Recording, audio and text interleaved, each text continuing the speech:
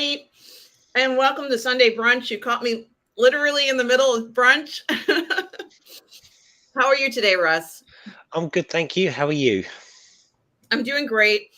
I had a great morning, although last night we had a very scary storm that swept through the Northeast.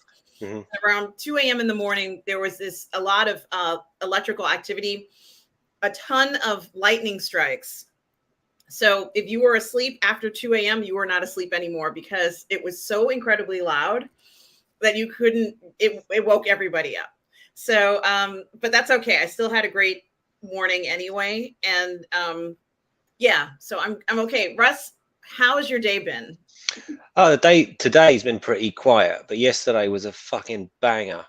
So I got up early-ish, and I was thinking that the England women's football team would be playing like super early, but it turned out they weren't playing until 11:30 our time, and they won. They're through to the semi-final of the World Cup, where they face the host Australia. And if England play to their best, they should beat Australia, but that's the home nation, so they'll have. I'm not going to say uh, it's fixed, but they will get a degree of levity from the ref, because that always happens with FIFA. Really? But oh yeah, yeah, yeah, absolutely, and often England have been on the receiving end of it, but they've also been on the benefit of it. I remember in 1996, England were playing with the Euro '96 at home, and we were in a competition against Spain. And in those days, they had a rule called the golden goal, and it basically meant if you scored in extra time, that was the end of the game, and the team who scored one. And Spain scored a perfectly good goal. It was disallowed. But equally, I've seen England. I saw Italy once when the World Cup was in Japan and Korea, and I think they beat South Korea like 95-1 or something like that. It was ridiculous. I mean, Italy scored about 3 or 4 goals in that match, and all the goals were chalked off. So it does go on, but then FIFA has been revealed to be corrupt for years. But hopefully the women's game won't be as subject to that, because there's not much money involved. So yeah, but England played okay. They haven't been playing well at all, but they won. That was the most important thing. So they're through to the semi-final. So come on, England! I'm made up, really, really made up, because I've always followed women's football since my daughter started playing when she was, 4 or 5 or whatever. So that's like 13, 14 years now. So our girls are better than our guys. That's just the facts. They've won the Euros. This will be their third World Cup semi-final on the bounce, which is something the men have not really. The men just aren't as good. So anyway, come on, girls! I really hope. Come on, England! I hope they win it. It'd be so great if they won the World Cup. Then I potted around a little bit. I did some writing, which I'll talk about in a while. And then it was the big night of boxing. So my daughter and her boyfriend came over. My nephew came over. MJ and her boyfriend were here. So we had a few beers, and I made pizza. And yeah, we watched. The fights were all really good. Anthony Joshua won, perhaps not as quick as he should have, but he did win, and it was a devastating knockout. It was a single punch knockout. It was awesome, and I'm happy for Joshua, even though he doesn't need my happiness because he's worth hundreds of millions of pounds. But it's nice to see him get back on track. I don't care if you're a Joshua fan or if you hate Joshua, and whatever it is. You really want to see him against Wilder. You really want to see him against Fury. You want to see these guys in the fights, but of course they're all one fight away from it all going wrong. So every win is getting us closer and closer to this unification bout, which I don't even think at the end of it Tyson Fury is going to be able to duck his way out of. He'll probably retire and then wait for them to get beaten up and do each other in, and then he'll come back. But I can't bear him. But yeah, so yesterday was awesome. And today, yeah, I just went and saw my stepdad and came back, had a shower, and here I am. But last week was a disastrous week in terms of diet and training. I feel like I'm the world's fattest man. I've put on so much weight. I hate myself. So this week, it's back to a sort of monk-like existence for the big day on December the 25th. So that's what I'm all about at the moment. So How you're about you?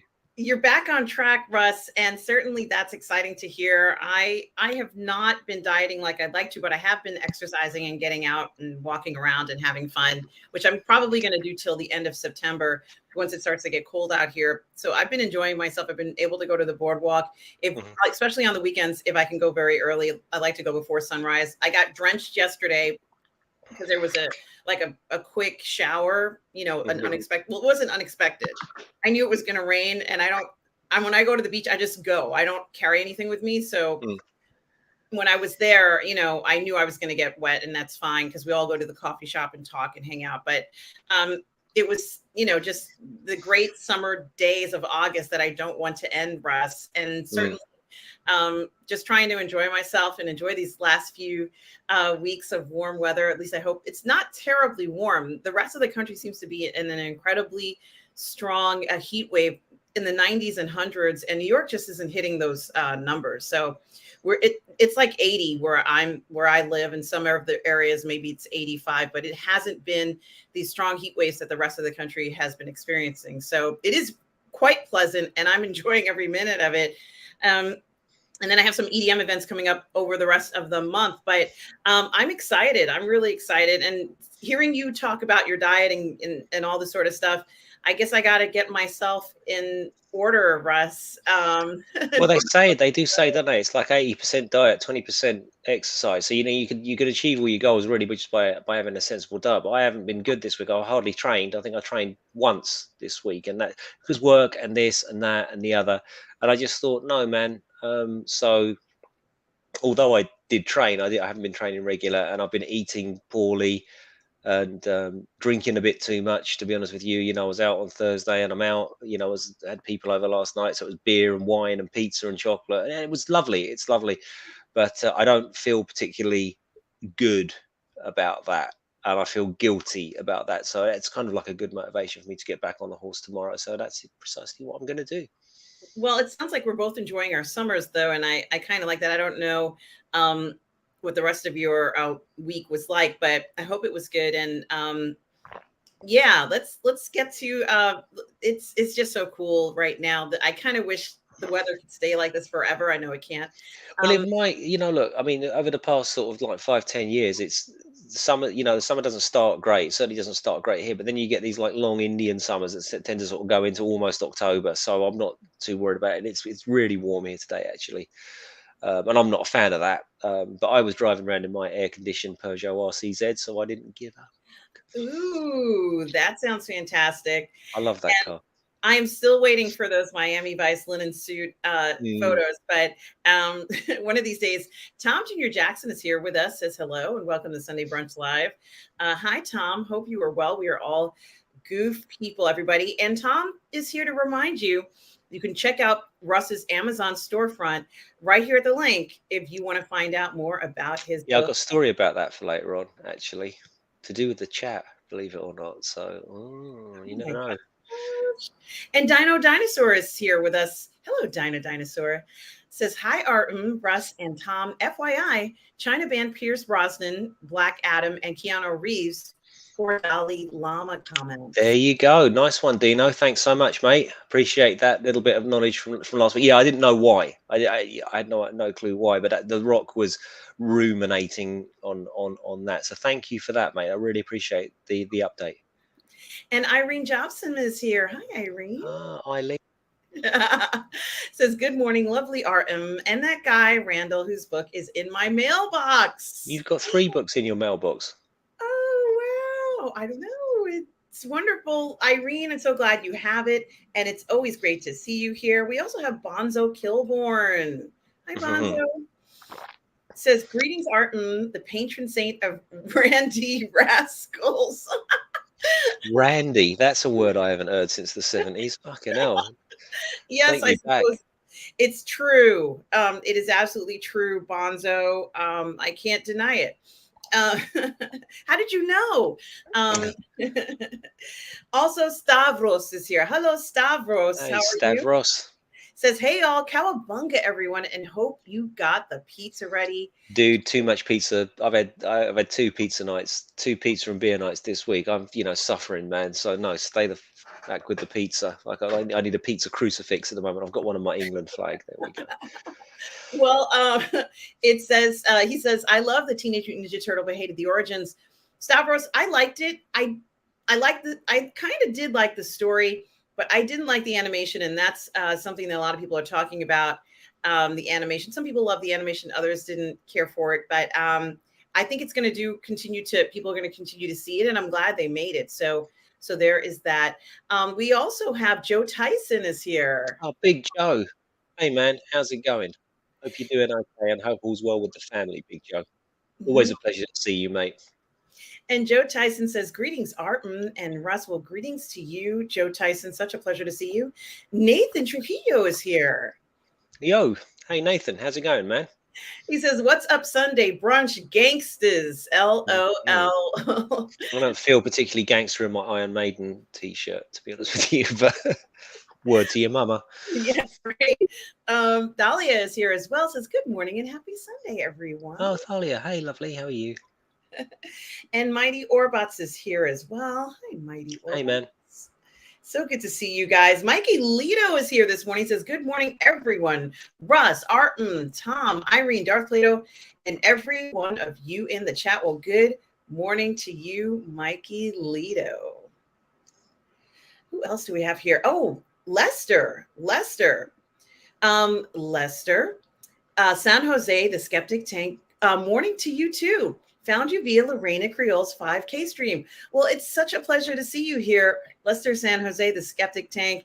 It's a pleasure that you are joining us here this morning. Nice one, Lester. It's lovely to see you. Welcome aboard. It's a bit informal here. We tend to talk about the weather and shit. So we will try to be incisive. Mm-hmm. And also Thomas Bartholdi is here. Hello, Thomas. Hi, Thomas. Good morning. Russie says good morning. And Tom Jr. Jackson says Russ is feeling metal. I am always feeling Man of War. The singer of Man of War told me in front of all of my friends that I was a true brother of metal. It was one of the greatest moments of my life. I think it was 1988 or 89. It was so great. We went because in those days you used to be able to wait outside Hammersmith Odeon, and you could get to these sign things, and they'd come and say hello to you and all that. But Man of War just put into their tour bus, and we had to sort of queue up outside the tour bus. And Joey DeMaio wasn't there, but the rest of them were. And you know, gifts were exchanged, pleasantries were exchanged, and all that sort of thing. And I said to the singer, you know, like, I'm so raw from screaming, could I get one of those beers? And he said, yeah, of course. It was a can of Castlemaine 4X. I'll never forget it. And he gave me a can of beer, and he said, was it loud enough for you tonight? And I said, it's instantly just came to me, like, it's never loud enough. And then his hands on his thighs, and he looked round at the rest of the Man of War like this, and he pointed at me and said, that man is a true brother of metal. And I was like, yes, because all my mates were there. So yes, I am feeling metal. And Dino Dinosaur says, Russ, AJ versus Wilder next year in Saudi Arabia. Yeah, Dino, I reckon January, don't they? But AJ's already making noises about wanting to go out again.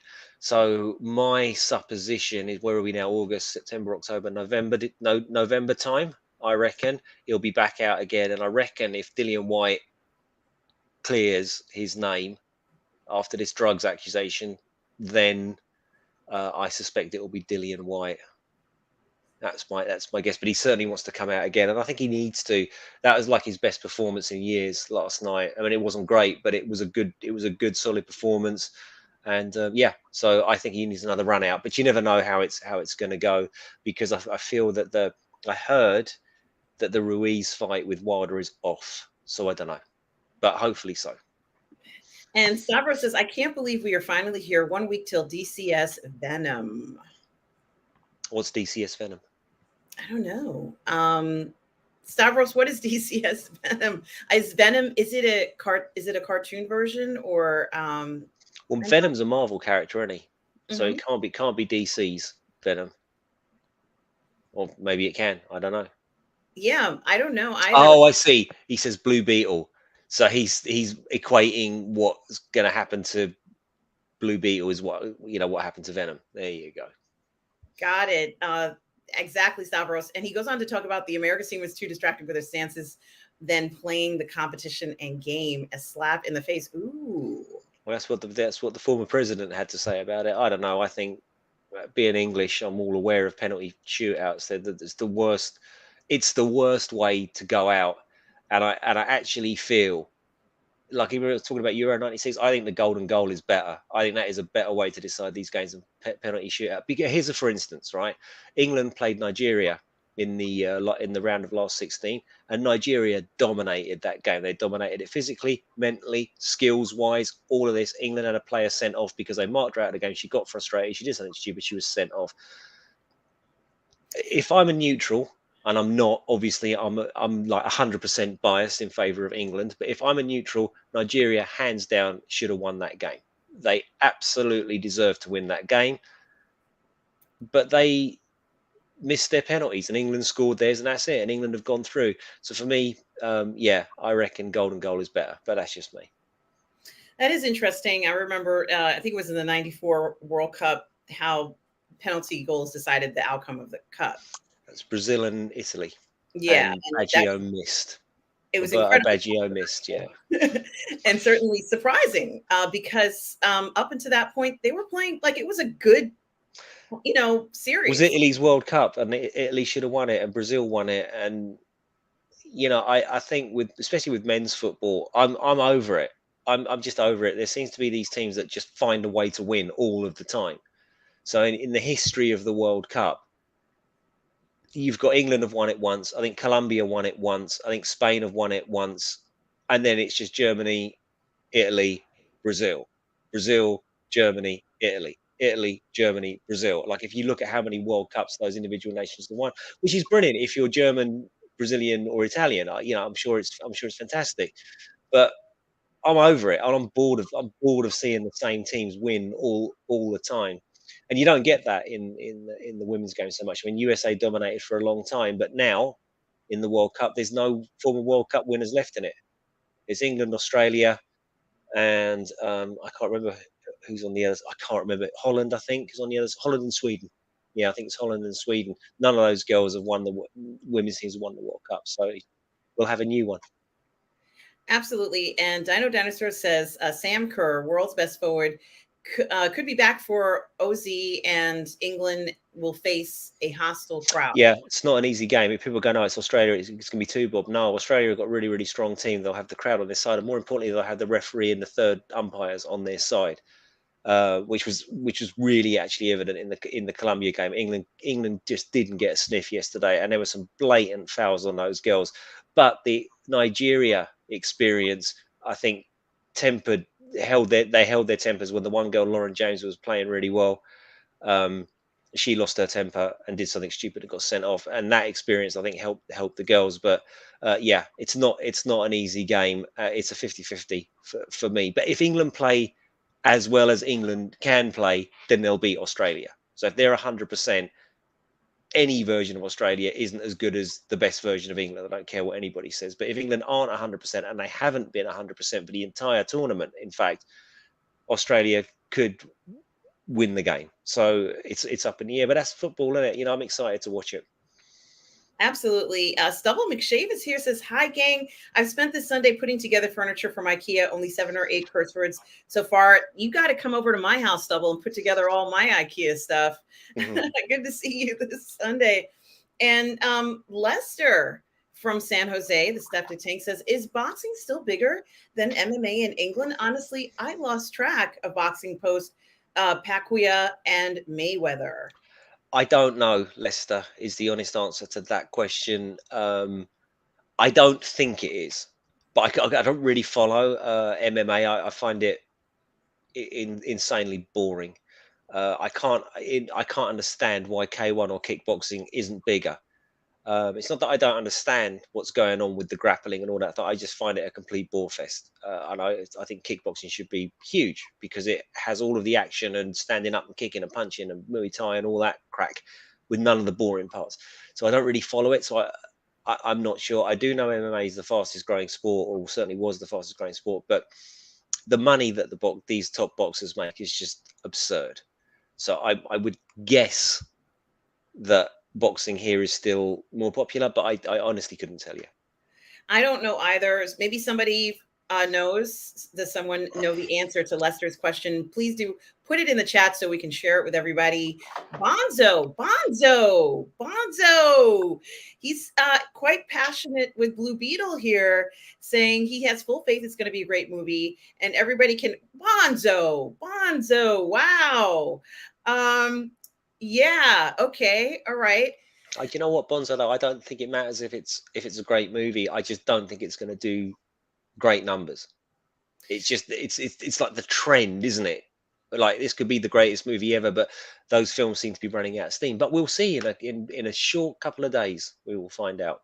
We will find out, and I don't care how the movie does because the guy who's starring in it is just so smoking hot. I mean, he was incredible in Cobra Kai, and now when I see certain still pictures of his face in Blue Beetle, and it just takes my breath away, and I'm like, wow, he's amazing.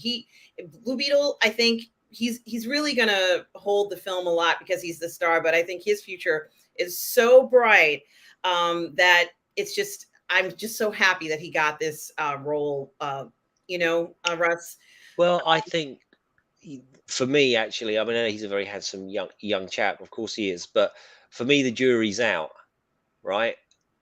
I want to see what he does in something else other than Cobra Kai because that's the only thing I've seen him in. So we shall see. But obviously, he's going to be like one of the things about these superhero movies. They always get the casting right. I mean, it's very rare that you think, oh, that was a poor choice. And, like this guy David Corenswet, he looks like Superman. I'm sure he'll be great. But yeah, It's something to think about. And Michael Leader's talking about Manchester City. Does he mean Manchester United? no, there's two of them: Manchester United and Manchester City. Okay. And I'm a shill or city football group. PK karate is the best. If you like karate, you should go on YouTube and check out Karate Combat. Karate Combat is awesome. It is. I love those shows. Like Karate Combat absolutely rules. And if you like that sort of fighting, check it out. Karate Combat. It's just on karate.com, or you can go to YouTube, just type in Karate Combat, it'll come up. There's hours and hours and hours of it.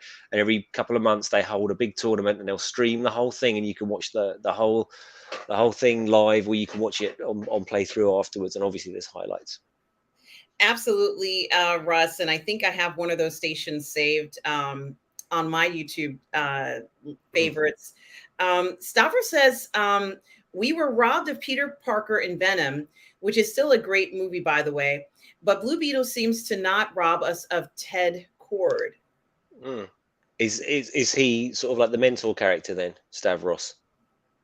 I wonder, is he the creator? Well, he's not the creator of this. He can't be the creator of the Scarab suit, can he? I don't know. I'll be interested to see. I don't know anything about this one. I've just not been following it. My engagement for this sort of thing has really gone down of late. I'm just not interested. And as I say, to the earlier comment we were talking about before, my straw poll of one, and is anybody excited for Blue Beetle? Is it going to do these numbers?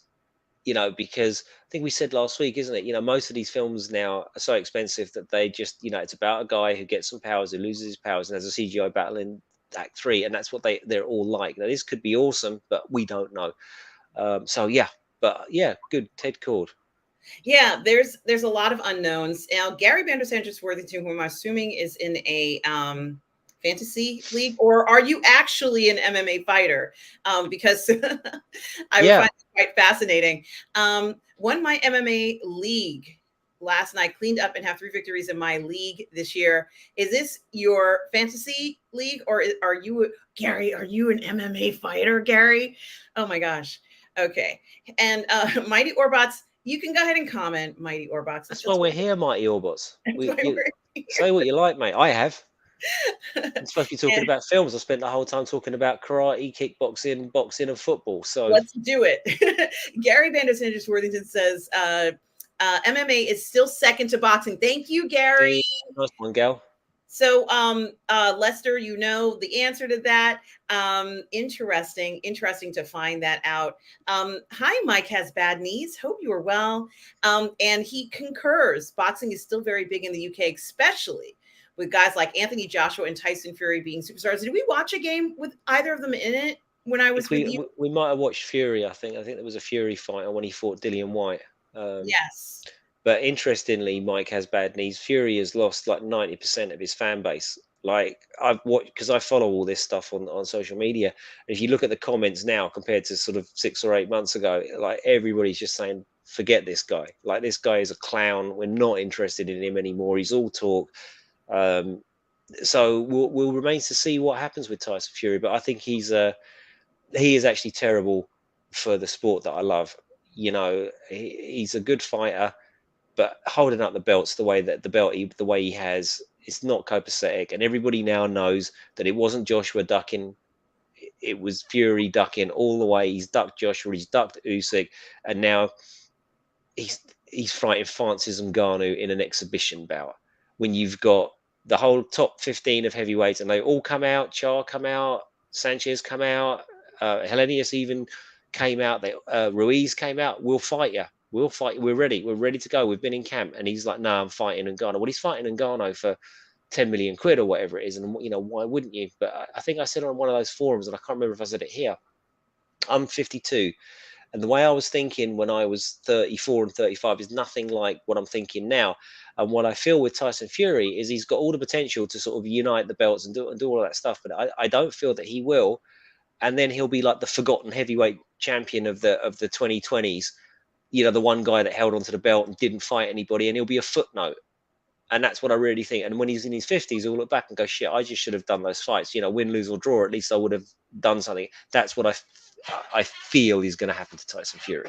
You know, I feel like you and I should do a boxing, either boxing MMA or, you know, karate championship commentary show where we talk about, you know, fights for the week or something, you know, because it is exciting to talk about this stuff if you want to, Russ. Well, I am not your MMA guy. I don't know enough about it. All I know, you know, I know Paige Van Zandt, but she doesn't do MMA anymore, and you know, Ronda Rousey and all the famous people. But that's all going back like a few years now. I just don't keep up to date, so I wouldn't be your guy for that. But boxing, yeah, I do follow boxing.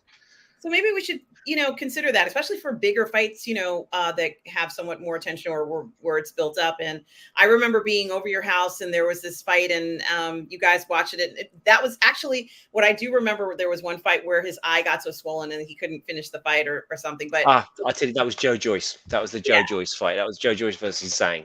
It wasn't Tyson Fury. It was Joe Joyce versus Zhang. Yeah. And I remember that so well. Keely Chow was here. Hi, Keely Chow. Roll Tide to Roll you. Tide. And Irene says, my husband just thanked me because I didn't poison food to take over to his mom's. I'm glad you have a harmonious relationship with your mother-in-law, Eileen. And Mikey Lito, thank you for this. Says, note to self, when casting movie, be sure to cast smoking hot male lead. Because he was very young in Cobra Kai, wasn't he, Mikey Lito? But now he's sort of older, more mature, ready for more experiences. And absolutely, Mighty Orbuts, total crush. If he walked in the door right now, you know what would be happening. I'm not ashamed to say it, guys. Nathan says the box office projections for Blue Beetle are over 30 million at the moment. If it's good, word of mouth might help. Yeah, I hope it does well. Wouldn't it be amazing? Think about this, Russ. Wouldn't it be amazing if this was the film that became the blockbuster film, superhero film of the summer? Would that not be remarkable? I tell you what, it would be against the odds, wouldn't it? Because you know, it's almost what is he sort of like teenage Iron Man, isn't it? Right? You know, it's the same kind of vibe, and that was like an unknown superhero. Nobody knows who Blue Beetle is. I mean, you know, we do because we're nerds, but I can't imagine if you asked MJ who Blue Beetle was, or you know, Steve or whoever, you know, they wouldn't know. So it's interesting, but as I think we've said a few times, and it's not just me, it's the drinker and all these people have identified this. The films are so expensive they can't take any risks. Because they can't take any risks, they're all the same.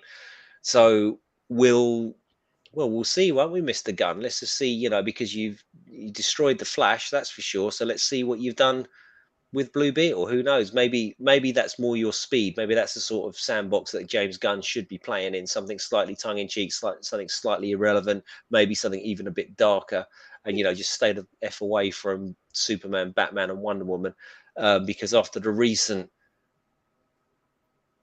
What, and yet another Warner Brothers debacle. Yet another Warner Brothers debacle. What the are you doing? What are you doing? What are you doing? Yeah, it's a good question, Russ. And Nathan, I'm going to go ahead and say I think that Blue Beetle's going to do well. And um, it just might even be the timing, or perhaps it does feel a little detached from the rest of the superhero franchises to me. And I'm not quite sure why that is. I'm not saying that it is. I'm saying it feels that way to me. It feels like it could stand alone, and I kind of hope it does. And I hope it distinguishes itself as an interesting film that people will just go, because we know more people are going to the movies now. We're seeing, movies setting records in the billions. We're seeing people going into theaters, their butts are in seats. This is happening, and they may go and see Blue Beetle, and maybe this might be a good time for Blue Beetle to come out just now. There's still kids in some areas of the world who are not in school yet, or this is the last days of summer, and they want to see something like Blue Beetle and can relate to this guy who's smoking hot, can relate to him, and really kind of want to see this thing. Who knows? Maybe this will be that sleeper hit that no one's really been expecting. I think Bonzo, it might happen. Bonzo, Irene said she's been to Manchester, so have I. And yes, give a hand to And him. I haven't. I've never been. You've never been to Manchester? Nope.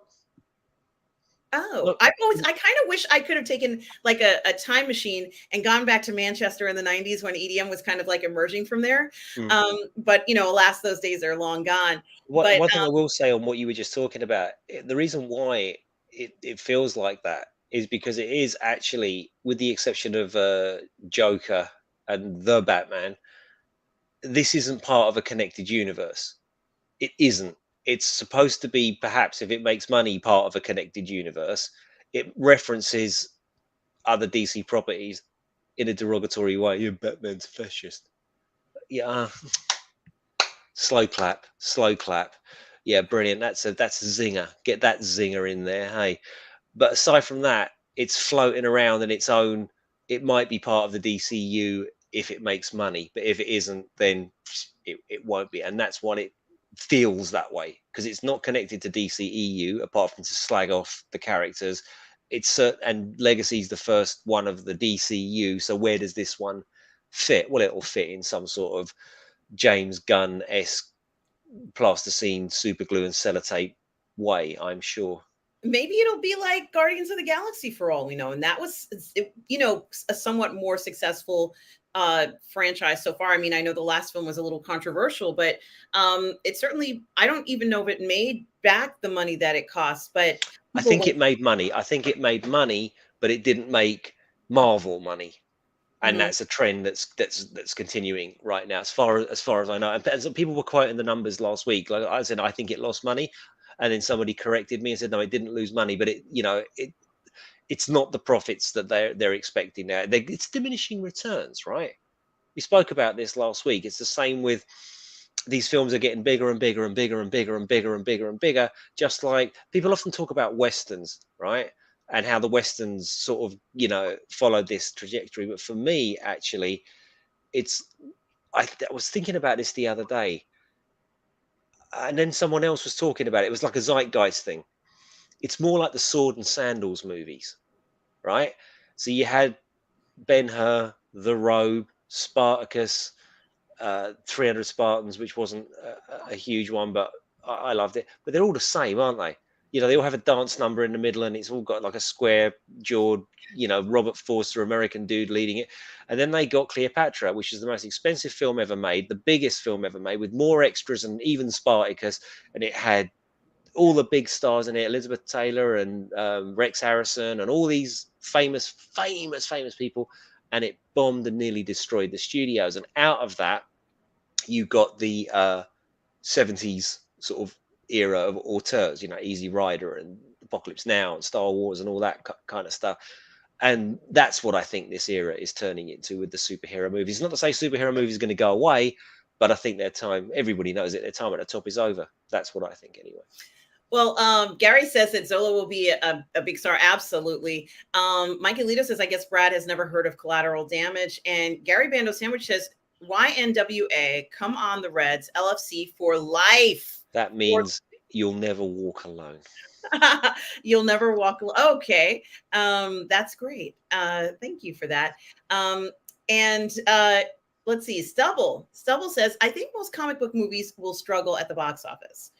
All the normies at work have totally checked out. They aren't prepared to invest energy and interest in a new cinematic universe. Interesting. That is a brilliant observation, Stubble, and it is the normies at work that provide the bulk of that. The normies at work don't provide the legs, and I've always said this. You know, I've heard Robert My Burnett sort of not disparage, but sort of say, you know, we make up about 20% of the fan base, right? Like fans are about 20%. We don't matter. We absolutely do fucking matter. And I would have this debate with him. I would literally say to Robert, look at your room. How many hundreds of thousands of dollars have you spent on toys and videos and books and comics, all of which is going into the same pot? How many times do you go back to the cinema to watch this and that? You said you saw Star Trek 28 times in the cinema. Normies don't do that. So Robert is 28 people with that Wrath of Khan, right? So I Yeah. know I really, you're laughing, but I really believe this. I think the fans are the ones that No, go no, back. you're right. You're You know, I absolutely went right. going back to see Man of Steel, and I think I went 3 or 4 times. Was it I 4 saw Wrath times? of Khan last year in the theater. There So you go. There you yes, go. I So mean, whilst the normies in the office are the ones that will bring you your massive weekend and all that, it's us that will keep it going and will keep you there. And yeah, and I think he's right. I think people are checked out of it. And is this DCU the way to go? Well, I don't even think it's going to happen. That's Russ's hot take. I don't think it's going to happen. But there we go. well, Irene says, "Hey, Stubble, how are those pecs coming along?" Of course, she's referring to those IKEA pieces that you're putting together.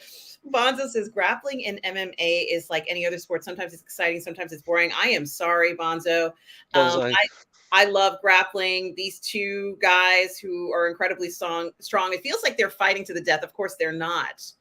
But from my point of view, I can't get over the notion of when I do see two guys grappling like that, it looks like one guy is trying to kill the other. I know they're not trying to kill each other. However, from my point of view, it looks like they are, and it feels very intense to me. Certainly, they're not going to kill one another, but it looks like a struggle up to the death. But So, it is a massive struggle. With Bonzo, I always find it boring. It's just not for me. I get why people love it. I'm not disparaging it. I don't like it. But that's all me. It's not, you know, it's not my cup of tea. And he says skull. Bonzo says Blue Beetle has a great chance to make a slow and steady but still large amount of money. Now I looked up how much it costs to make the 120 million, Russ. I think it can do it. I really do believe that. Yeah, that's, you know, all right, you know, that's not so much 120 minutes. It's not in the grander scheme of things. He's got less to do than Indiana Jones and Guardians of the Galaxy and so forth. He's got a little bit less to do. And you never know, because see, the Flash is now, you know, I don't know if it's made its money back, but it did really, really well on digital and Blu-ray and all of that stuff. So who knows? Yeah, me too, Irene. I'm feisty today. We need to have a glass of wine or some spritzers or some mimosas going on right now. Tom Jr. Jackson says, last night I watched Fatal Instinct, which is a film by Carl Reiner. And it is a send up of films like Double Indemnity and Fatal Attraction and also erotic thrillers. I haven't seen it in a long time. Thank you, Tom Jr. Jackson. Tom Jr. Jackson. That's like, you know, given it's a parody, I guess it's like one of those Meet the Spartans or Scary Movie type of things, right? From that era, I'm guessing. Was there nudity in it? What? Tell us about it. I'd be interested to hear. Absolutely. Stubble says, I've been pegging things with Swedish sounding names all day long. Been hammering and screwing since I woke up this morning. Is that enough innuendos for you? It sure is, Stubble. I might have to save that. Could have done without the pegging reference, frankly. Not again, like grappling, not Russ's cup of tea. Not Russ's. Stay back with the strap on. I'm not interested. Thank you very much. I'm glad that Nathan mentioned this. Yeah, now all of a sudden I've got mental images here. Nathan says Gran Turismo has been doing early screenings and it's pretty good. I've seen it twice already. And of course, Nathan is talking about this incredible film, right, Russ? And guys, correct me if I'm wrong. It's about a guy who played the game, you know, like he's an esport guy, right? Who right. played the video game and then wanted to become a real life race car driver. This is amazing, guys. This is like a dream come true. We all want to do this, except well, maybe I don't actually want to drive. I'll be in the passenger seat and one of you guys can drive, but I want to be in the fast car, right? So I just love it. Is that not the coolest fantasy ever? I think that's also a film that's kind of outside of the box. What do you think, Russ? What do you think about that film? I think it sounds like another Rocky story, and those kind of stories always do well, and those kind of stories always come out. I say always come out. The last Rocky came out at a very similar time to where we are now, especially in the United States, right? You know, it was like just post Vietnam. I think Vietnam had just finished. You know, there was Watergate, there was all this stuff. America was crap. Everybody hated on their own country, and they were burning flags, and the economy was in a shit state, and everything was miserable. And all of the films at the time were kind of reflecting that. Apocalypse Now, and all these things are coming out. Easy Rider, counterculture. Rocky comes out and goes, "No, yeah, America's great, and I'm living the American dream." Maybe that'll be this kind of movie. Like we've said, we were talking about this last week about Sound of Freedom and all that kind of stuff. You know, and again, it's come up today with Blue Beetle and now Gran Turismo.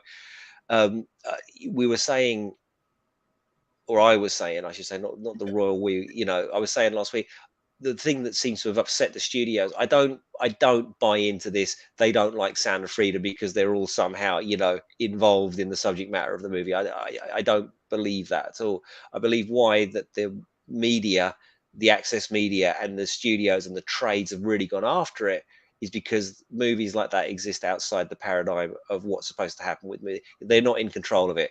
Vis-a-vis, they're not in control of the narrative, they're not in control of the subject matter. So that film says what it wants, right? And it casts who it wants, and it tells a story that it wants. And it didn't need a budget for marketing, it didn't need any of that stuff. They just went onto podcasts and said, look, this is the film that we made, we really hope you go and see it. Boom, success. And of course, when you've got this culture of monopolization and not creativity, all right, so I think it was what's his name, Kiwi guy, can't remember the name of his channel, but he identified this. These people, Disney, so on, not creators, they're collectors. We'll go by Fox, we'll go by Lucasfilm, we'll go by this, we'll go by Paramount, we'll go by that. I know Paramount haven't been bought, but they're just buying up. And their desire to buy up is just to dominate the market. That's their motivation. Yeah, market share. It's like Netflix. Someone was talking on Chris Gore's channel. I literally just listened to it because it's about the writer's strike, and the guy was saying that this writer was saying he went to Netflix once and he was like, you know, the lobby must have cost about $20 million, and he was talking to somebody about this, and the guy said, yeah, but you're coming at this. Netflix isn't a filmmaking company. They're not creatives. It's a tech company. All they care about is market share. That's all they care about, and that's how it will continue. Yeah, that's a good point, and certainly it's something to think about. And you know, if I could work for any place, I would want to work for Angel Studios. I want to work for them. I think their films are different. I like the idea that they're making films that no one else is really kind of making. I love that. I love the thing that they've got that new science fiction film coming out. They're kind of going out of their way to be different and just be creatives. It's like this, isn't it? You just think about it, Rita. It's like Carol Co.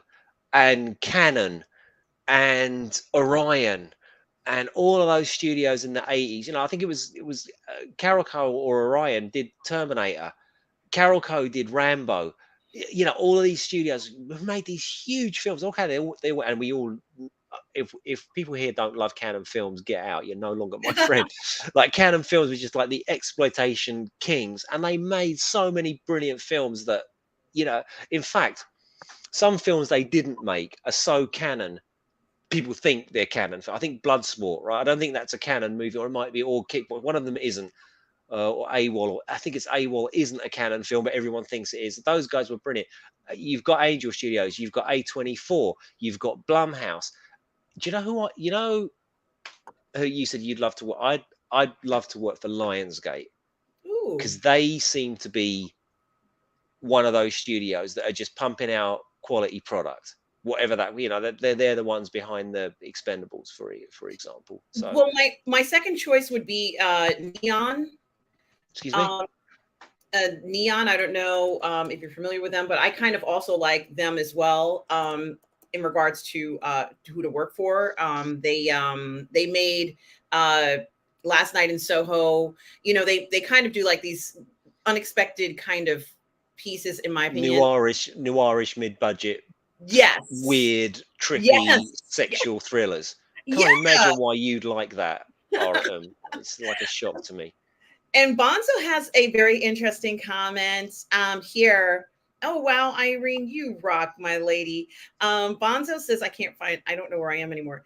I have a theory that heavyweight boxing is big in England because they don't have American football. If AJ were American, we'd be wearing a helmet. Hmm. I have no idea, Bonzo. What I can say is that I think that for me, and it's not the same, rugby is the one that I wish was kind of number one, because I really love the way rugby looks when men are playing that game. But that doesn't, it's interesting. I have no idea whether that's what would be the case.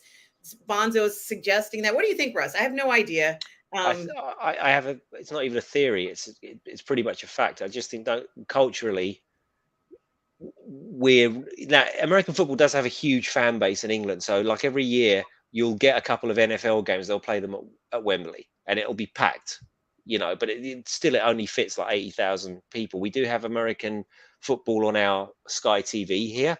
So I'm sure it has its core audience, but I just think culturally we're not used to it. Now I was forced to learn the rules of American football, so I find it quite exciting. But for your common and garden average English bloke, it's just not exciting enough because it keeps stopping. Just when it starts getting good, they stop. They're running out the pitch. The guy throws the yellow thing and it stops. You're thinking, why the fuck has it stopped now?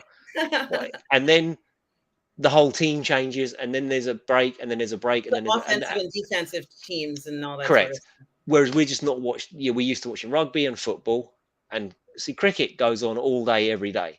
Mm-hmm. But while it's going on, it's going on. There aren't breaks. They'll have a break for drinks, and they'll have a break for tea, and they'll have a break for lunch. But those are sort of 10, 15, 20-minute breaks, where they go off and rest and all the rest of it. Other than that, cricket's on all day. And the American stuff, the American football it's too juddery. It's like, it's not entertaining to most people. Well, a lot of people say that about baseball too, but I really love tennis, which Mikey Lito already knows, and field hockey. But I also like netball, which they just had the netball championships. I can't remember who won. It might Australia beat England in the final. Okay. And it was a big deal. I mean, I grew up watching netball, but field hockey really is something that I'm surprised isn't more popular across the board. But Mikey Lito, you and I are going to go to a tennis match after we go and see this movie that we're supposed to be seeing. And I want to say hello to Delta Ray Studios. Hi, Delta Ray Studios. Delta Ray Studios. Well today. So good to see you, Delta Ray. Kind of a incredibly well-rounded gamer, retro games, unique games, creating all sorts of things on Delta Ray's channel. Really, really interested. I'm not familiar with it. In Delta Ray Studios. Also want to say hi to Luminara 843, the queen of figure flex. Luminara 843 is here. Hope you are well. Hope you're having a great day, Luminara. I'm just trying to enjoy the rest of this weather this summer that feels like it's just slipping on by. Such a pleasure to see you, Luminara 843 today. And Chef Nation is also here. Says, good morning, beautiful people. Good morning to you, Chef Nation. Such a pleasure to see you here. Now, I noticed this. Let's see. Mike has bad knee, says, just kind of wish the director would stop talking. It's like he's actively trying to split the fan base by injecting politics into something that should be a fun popcorn flick. And this is something that is absolutely a huge problem across the board. I'm really wondering, Russ, how much a lot of these comments are pushing people away from the movies. I don't know if that happens to normies. I really don't know. Do you think normies are affected by comments that the director makes? I honestly don't know the answer to that question. I mean, you arguably you'd say no, because look at, I think that the messaging within Barbie is bordering on evil and insidious, right? That's my personal perspective of it. Yet that film's making money hand over fist. People taking their little kids to go and see it. The messaging that those little kids are getting is underneath the surface, I fundamentally disagree with. But because it's so smart and the messaging is so insidious, it's just a candy sort of popcorn film. So I honestly don't know. I was listening to that Chris Gore thing when he had this writer on, and one of the observations that they were making, which sort of feeds into this a little bit, Mike has bad needs, is that Chris Gore feels that people have very little sympathy for the writers and actors, like the normies, the general public have little sympathy for them because all they see is these people coming out on Twitter and saying things that your most middle of the road, what do they call people in the middle? They're not left or right, Middle centrists. class. Centrist. Oh, Most people's politics, most people are centrists, right? You know, we're not really one way or the other. And when you get these people coming out with pretty extreme views, his thought is that that is turning people off, and that's why they don't have sympathy. So maybe you're right. It's debatable, Mike. I don't know. I'm sorry. Yeah, it's something to think about. And you guys are talking about having huskies, which is kind of sweet. And they do have, some of them do have beautiful eyes. Nathan feels that there will be a grassroots campaign for Blue Beetle. And certainly, I wonder if, because I don't know, I have no idea, but I kind of hope that there will be a grassroots campaign for that. And Mikey Lito says Neymar just signed to the Saudi Pro Did he League. really? So is the Saudi Pro League having an issue the way that there's this issue with golf where so many golfers were signed over to, I don't know if we're going to the golf now, but so many of these pro golfers were signing onto a private league and people were angry, like the PGA was upset with golfers doing this. Is this pro league part of the regular league or is it separate? Well, every country has its own league. So we've got the Premiership in England, and Italy has the Bundesliga. Italy has Germany has the Bundesliga. Italy has Serie A. USA has MSL MLS Major League Soccer, and they've got their own league. So the Saudis have been big into boxing for a number of years, big into golf. They were in, they're trying to, because of their alliance with the West, but they're somehow, let's just say, less than stellar human rights record. The Saudis are sort of trying to buy their way into global acceptance, and they seem to feel that the medium to do that is through sports. And of course, with the Saudis, they can pay you more money than anybody else in the world can pay you to appear in a Saudi Arabian sport. That's why all of the big fights are now in Saudi, because you can make 3 million quid in England and 15 million in Saudi. So what are you going to do?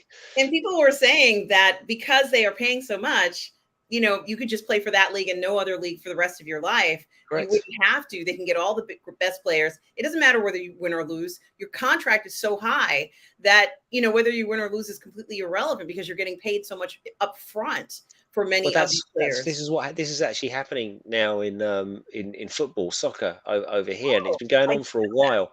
Look, I think it was the Saudis or Qataris or somebody like that. Basically, Manchester City, who we were talking about earlier on, is a state-funded football club. They have all of the best players, and it's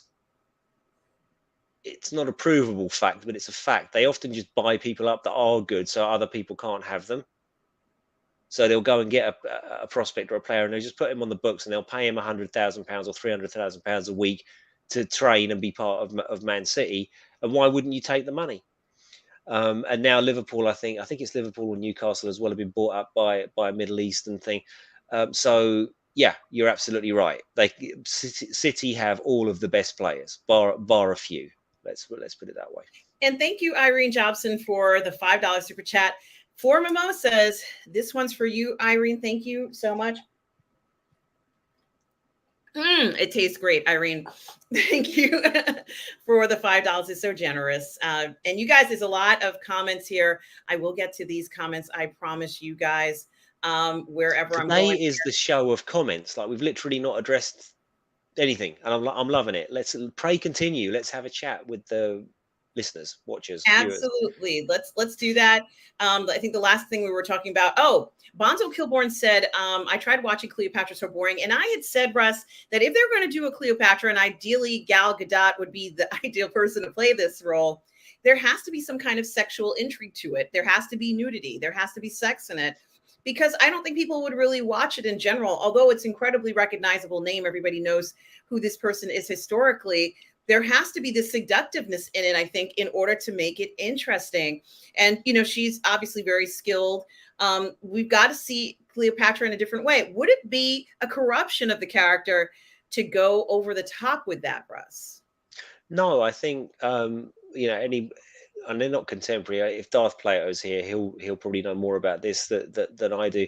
But they spoke about how striking she was as a woman, and I don't even think, I think the inference is, and again, if Darth Plato can probably quote chapter and verse on this, but I think the inference was that she wasn't all that.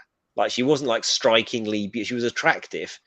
So so if you look at Sigourney Weaver isn't beautiful like Angelina Jolie or Megan Fox or whoever you particularly, to my eyes. She's very striking, and I think that's what hooked in Caesar and Antony, was that there's just, she had so much charisma. There was something about her that sucked them both in, and she was ruthless. She wasn't prepared to let her kingdom go, and she, in the end, she backed the wrong side. And if I'd have been her, I would have backed Antony as well, because who would have thought Octavian would have done what he did? But yeah, she was certainly an interesting character. What I fear, though, is that if it is Gal Gadot, and it fucking should be her, because she's perfect, she's literally perfect for that role. I just think it always be mired in the same stupid nonsense crap controversy we had about the Netflix documentary, except from the other way around. People will be saying she's, not what, as she's been portrayed by Gal Gadot, and that maybe that's why this film is getting held up, because maybe the people are putting the money into it thinking, look, are we backing another $100 million flop here? Like, is this just going to cause so much controversy people aren't going to go? There's going to be pickets, they're going to be boycotting it, and we're going to appear racist and da da da da da. Maybe that's what it is.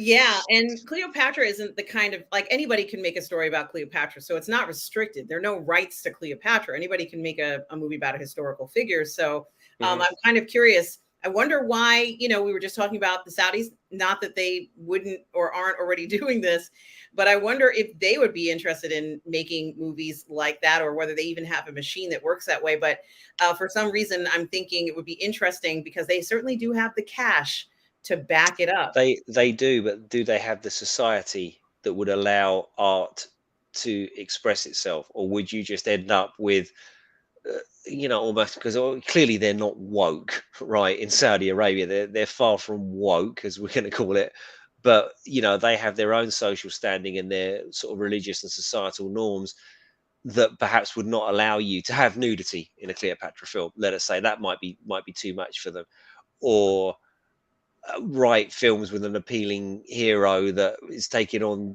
subjects in the West that we feel are one way, and in Saudi Arabia they'll look at that subject matter slightly differently. So I wonder if they're hamstrung by their own societal and religious norms, because it seems like a bit of a no-brainer, doesn't it? Like, they're not going to put up with a writer's strike. They've just got like money to say to everybody, okay, well, come work for us then, and we'll pay you 5 times as much as everybody else, and go for it. But they haven't done it, and I don't know why. As far as academia is concerned, they have done a lot of that, where, and I was kind of talking to you about, I had a former professor who was on my PhD. Yeah.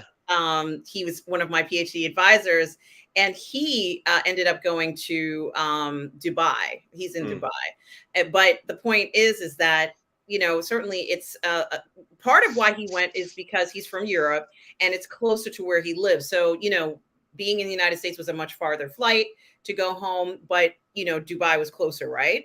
So, and also closer to where he does his research, which is in Africa. So I thought it was very interesting, but certainly something to think about going forward. Now, we have this comment from Stavros, who says, if only the director duo from EEAAO did multiverse for the whole phase for MCU, that would be epic, and we wouldn't be in the mediocrity we are now. Stakes matter. What do you think, Russ? Everything everywhere all at once, maybe.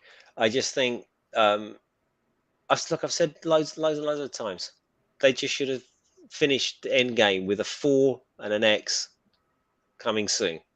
Stopped and just right. Okay, we've finished this story. What are we going to do? We've got 2 years to figure this out. 2 years to write a script. Yeah, and to shoot this next Fantastic Four movie. What are we going to do? How can we deliver? How can we top this? But they didn't, and that's what we have. Yeah, and I think EEAAO could be a TV series, not on Disney Plus. I mean, on regular network television. Potentially, yeah. Honestly, why not? Yeah, that's where I would like to see it. And I also want to mention that it was outside of the box. But of course, remember, it didn't just star any ordinary woman. It starred Michelle Yeoh, who's an accomplished martial artist and actress. So she was like, you got, 2 or 3 things for the price of one. Honestly, she really could play any role. And she has been doing that for 20, 30 years. I remember the first time I saw her in Crouching Tiger, Hidden Dragon, let's say as a martial artist, and I didn't realize she was a martial artist when I went to go see the film, and I'd heard of her, but I was like, this lady's extraordinary. So that's also something to keep in mind, that not everybody is Michelle Yeoh. Mighty Orbots talks about rerunning MCU phases 1, 2, 3. You know something, Mighty Orbots? I bet you if they put those films, phase 1 and 2 films in the theater, that they would still make bank now, because people would go and pay money to see him in the summer. Let's say they do a double feature, Iron Man and Iron Man 2. People would go and pay money to see it in the theater on the big screen, and it might go ahead and make even $100 million more bank if they did something like that. If they just even re-released it in the theater. What do you think, Russ?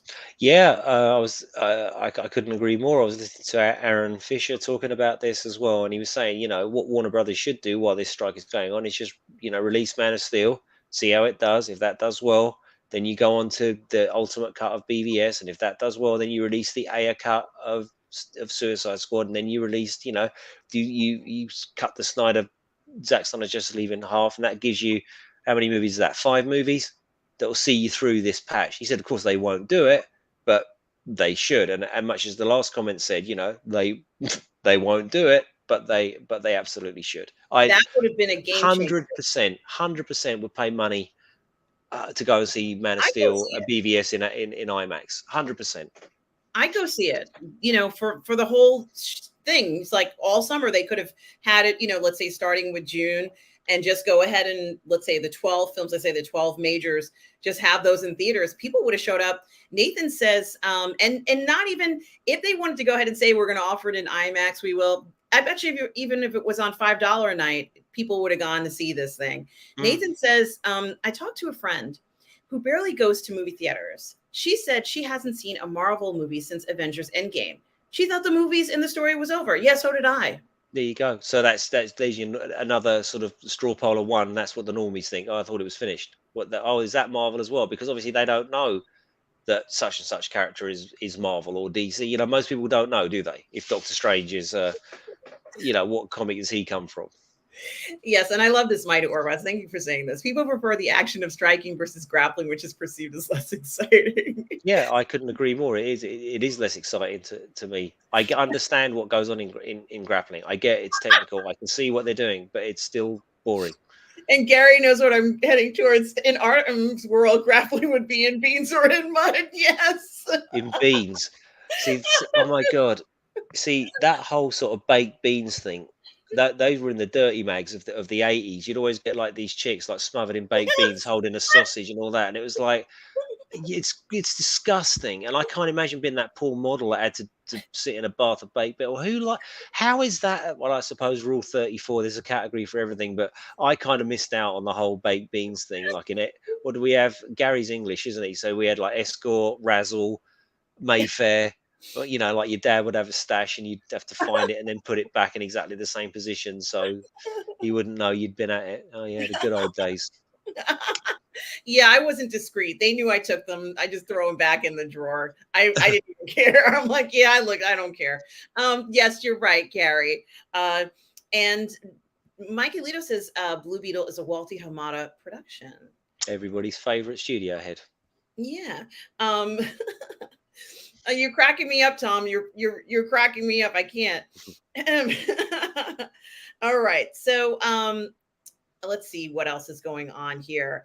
Tom talks about the stars of Fatal Instinct, Armand Asante, Sherilyn Fenn, and Sean Young. Certainly amazing. And of course, this is true, Bonzo. It was owned by Fox when Disney bought Fox. And they didn't want to do anything with it, and they sold it off. And I guess that's just how the cookie crumbles. Um, and Irene says, I love Rambo. I love I Rambo. love Rambo too. I especially love, like, I guess however he gets to the town when he wants to see his friend and he's just walking along the side of the road in his, oh God, I love it so much. Okay. Gary says the new young heroes of today are the ethnic guy from Gran Turismo was in C with Momoa, and Blue Beetle guy was in Cobra Kai with, yes, that's true. Yeah, I guess so. He's talking about, of course, Molo. I don't know who the star in Gran Turismo is. There, that is true. Let's see what else is going on here. Mario is here. Mario, how are you? Good to see you. Obviously, Mario is busy, but he stopped by to say hello. Says hello to RM and Russ. I will watch the show later. Have a good show. Good to see you. Well, I hope you're enjoying the show when you're watching it later, and it's now in the future. And who knows what's happening in Mario's future. But I hope the show was a good one, and I hope you enjoyed it, man. Absolutely. And Tom, A24 is another one that I like very much. They have a musical coming out called Dix, the musical, which is a real film. Love that they are starting to do all kinds of genres. And of course, Dix, I believe, is a gay musical. Correct me if I'm wrong, if somebody knows this. I believe it is a gay musical, which I am fine with. I can't wait to see it. So let's see. Mike Alito says they already had a religious film on their roster with Breakthrough and probably didn't want to upset Stephen Curry, who was the producer. Okay. I'm not quite sure. Nathan says Canon Films also did Superman 4, The Quest for Peace. Their movies are not all good. I liked that film, but, it got mixed reviews. What did you think of it, Russ? It wasn't great, was it? But, that was right at the end of Canon when they were sort of like this sort of small indie studio producing Chuck Norris and Jean-Claude movies and exploitation films, that basically Canon just delivered on boobs and violence, and that was, people were lapping it up.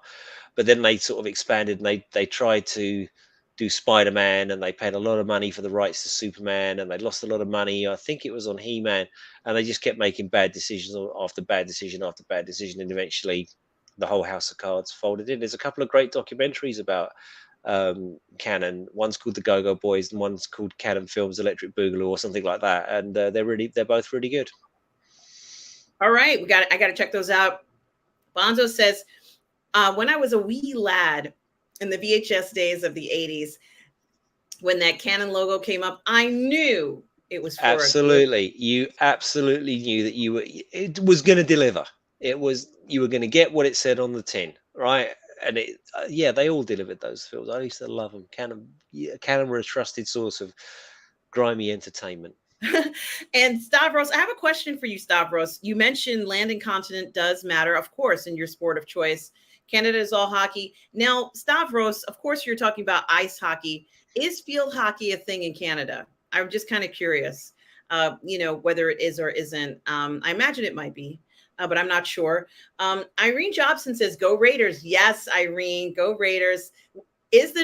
Are they playing now? Is this the first week of games? I'm not quite sure. And Gary says NFL is like sexy time for old people. It stops for a break every play. Yes, a break for drinks, Mikey Leo. That's exactly. That's in cricket. So yeah, they do have a drinks break because they're out on the field normally when it's really, really hot. Because most of it's often played in the subcontinent. It's played in England during the summer, where it does get hot. When you're standing out there for 7 hours a day, they have to have a drinks break, but they don't. They just stop the game. Right, everyone goes and has a drink. And they come back and the game starts again. Absolutely. Stubble mentions it's designed for commercial breaks. Certainly the Super Bowl is designed for that big commercial break in the middle, that ridiculous commercial. It's ridiculous. But I watch the commercials. So, Irene likes hockey. I like hockey too. I like hockey players, Irene. And Tom Jr. Jackson tells us to check out Gary Bando Sandwich Worthington's channel.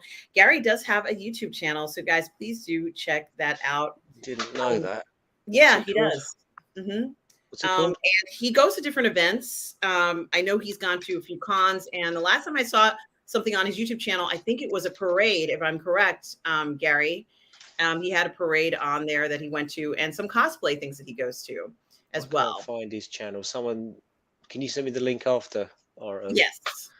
Well, it's here. It's in the chat. It's Banjo Sandwich. yeah, I've gone past it. I'll grab it later. Okay, I'm sorry. Yes, Bonzo, it's true. It does say women are very easily manipulated. Absolutely, Bonzo, this is true. Um, Michael Lee says, Ariam, you should talk to Paulie. I get the impression that the film is divisive in the Latino community. I don't know if it is or isn't, but I'd be upset if it was. You know, I would be upset if it was too, and I hope it does well in the Latino community.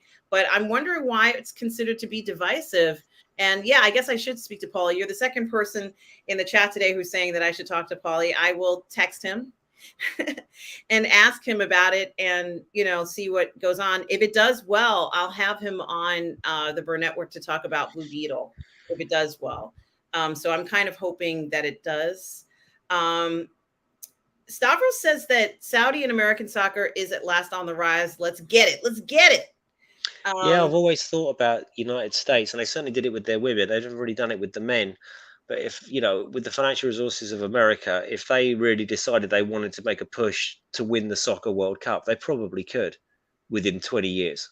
Like if they really went for it and just made it a staple part of school, or it is a staple part of school, but really put money into the professional league and stop getting fucking all of everybody else's players that are past it. Like David Beckham when he was old went to the States. Messi's now too old to play in a proper league, so he's playing in the States and so on and so on.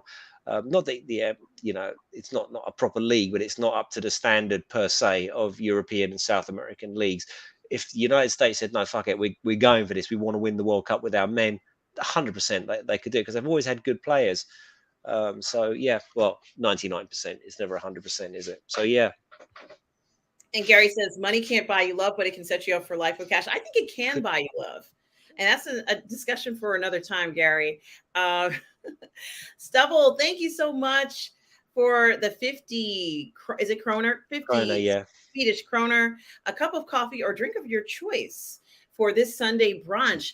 Well, Stubble, thank you so much. I can't wait to start streaming with you again, Stubble. Guys, as you know, Stubble and I have done streams together. We reviewed a season 1 of The Wheel of Time together. And I'm guessing this fall, it's going to come back. The Wheel of Time. I don't know whether it is actually coming back this fall, but, certainly I'm excited to continue that. Stubble, thank you so much for everything. And this is truly appreciated. Thank you. And Bonzo mentions all this talk about dipping into the bottomless pit of money for athletes leads to a greater discussion of human happiness or lack thereof. Really? Wow. This is getting kind of deep. Bonzo says, I saw a clip of Richard Burton chewing the hell out of scenery in Cleopatra. It was great. Then I went to watch the whole movie. Yeesh. Yeah. So I haven't seen it so many years. I can't, I can't remember anything about it. Like I've seen it many times when I was a kid on the TV, and I think I might have watched it once as an adult, but I couldn't tell you. She probably dies in the end, right? Well, we also have Michael Lido says City Football. There you go. UAE. All right. So Saudi, Qatari, UAE, they've all got a lot of oil money.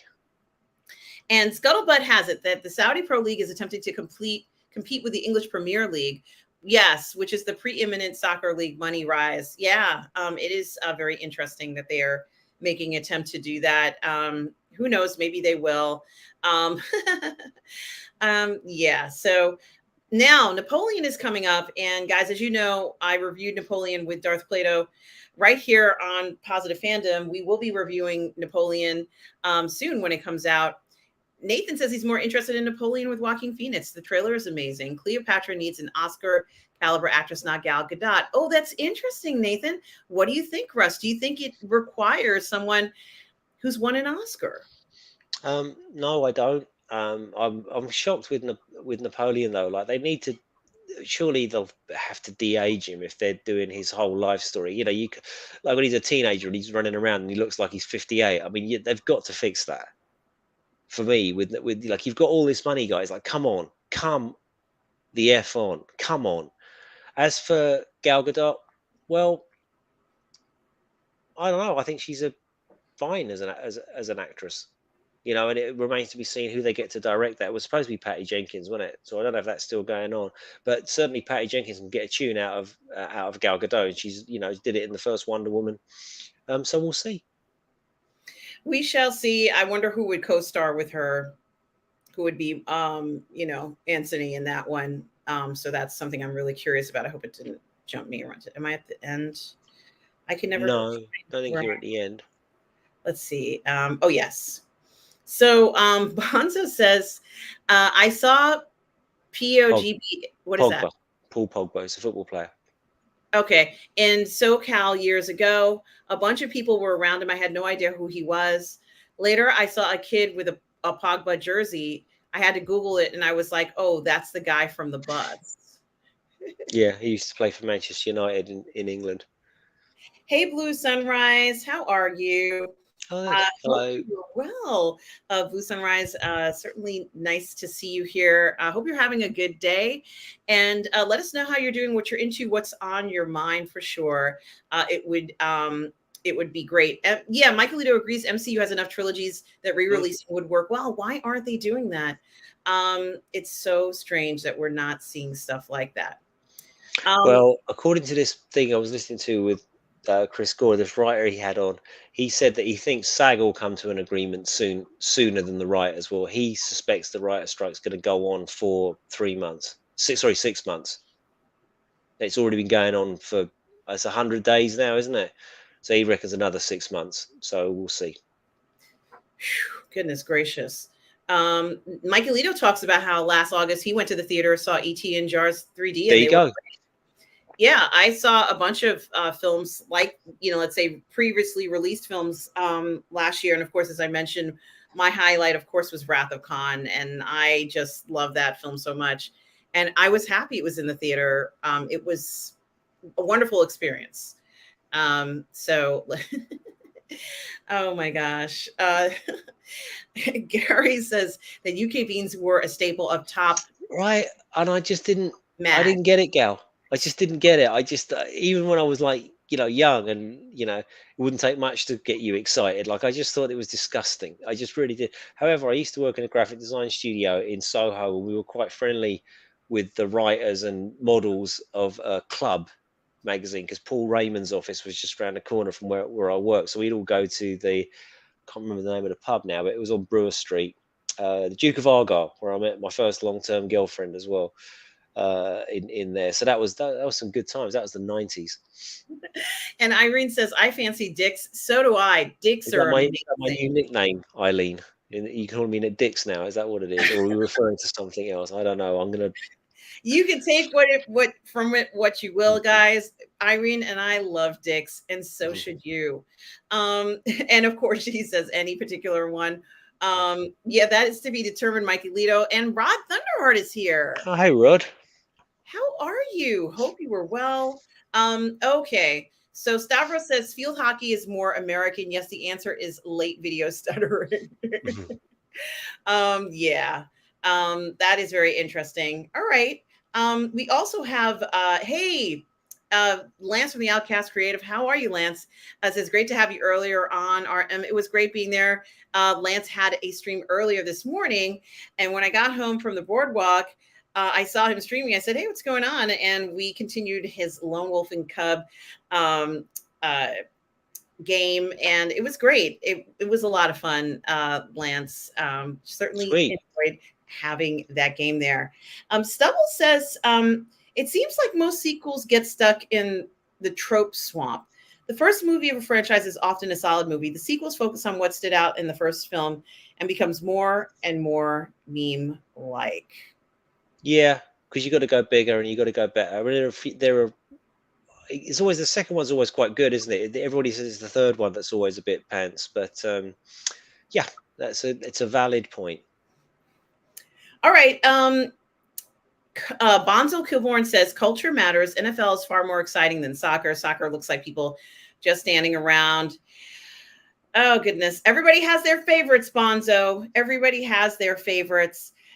Certainly, I've heard people say this about the NFL too, but everybody has their favorites. So it is that kind of world. We certainly do have a variety of top sports games to choose from there. Rod Thunderheart says, as an Indigenous man, I was not amused with remark of small park and Indigenous in Barbie. Yes, a lot of people have said that. Rod Thunderheart, thank you for mentioning it. What did you think of it, Russ? I don't want to discuss Barbie. I think it's a toxic, hateful, bordering on evil film. I really do. I can't. It's so insidious. It's messaging for little girls. It's just terrible. It's just terrible. I've really my position on that movie is really hardened, and I don't have. This is positive fandom. I have nothing good to say about the creators of that film, and it grieves me that Margot Robbie's in it because I love Margot Robbie, and it grieves me that Ryan Gosling's in it because I love him. And Simu Liu has said some questionable things, but I thought he was brilliant in Shang-Chi. It just grieves me. The whole thing is an aberration. It's an abomination as far as I'm concerned. So it's positive fandom. That's my thoughts on it. I'm sorry. I apologize. I respect that. I respect that. A lot of people feel that way about the film. And perhaps Rod also shares that opinion. And thank you for sharing your opinions because that's what we do here on Positive Fandom. We share opinions regardless of what they are, whether we agree or not. The most important thing is that we're sharing them. And thank you, Rod Thunderheart, for saying that. Yeah, thanks for being here, Rod. It's been a while. It's lovely to see you, and I hope you're doing well. Yeah, and Mikey Lito says, "How big is women's professional football? Um, in the UK, I guess KHA Getting soccer." getting bigger all the time because money has been ploughed into it. And Sky as a broadcaster has been pretty good with this sort of thing in the past. It ploughed money into things like darts, which was just like such a niche sport, and now darts is huge. It's huge in this country. It's so funny watching the darts. They've turned it into this razzmatazz kind of show, and lots of people have put a lot of money. So you get now it's even on it's not on non-streaming service, on non-pay, so it's on BBC all the time. It's on Sky. It's on the other one, BT Sport, and because they're plowing so much money into it, the girls are getting better because now they can afford to be professionals. So a couple of the girls that Sam used to play with have now gone on. They're professional footballers. Georgia's playing for England actually at the under 19 level. I think it is. Greta's gone off to where was she? She went to Tottenham and she was transferred to Chelsea. So it's happening, and yeah, they're putting a lot of money into it. So it's getting bigger. I don't think it'll ever replace the men's game, but you can see the crowds at Chelsea around the corner from here. We often go, and the crowds are getting bigger and bigger. So yeah, pretty popular. Rod Thunderheart goes on to say, Canada does have field hockey. It's actually what evolved to become hockey, but it's the original native competition called lacrosse. And of course, lacrosse is huge where I live here in Long Beach and on Long Island, which is another game that I don't know. I don't know whether it's played in the UK, but it's huge here in New York. I couldn't Russ. tell you. Okay. Okay. But yeah, I was curious about field hockey because I know a lot of people who play that here in Long Island, where I live. But I would imagine it would be as popular as ice hockey, but I wasn't sure. That was one of the questions that I had, Rod.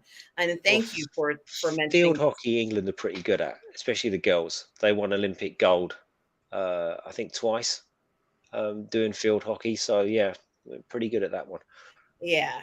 Um, and Jacob Ironside is here, says, "Good day." It's such a cool icon. I love it. Avatar icon, whatever they're called.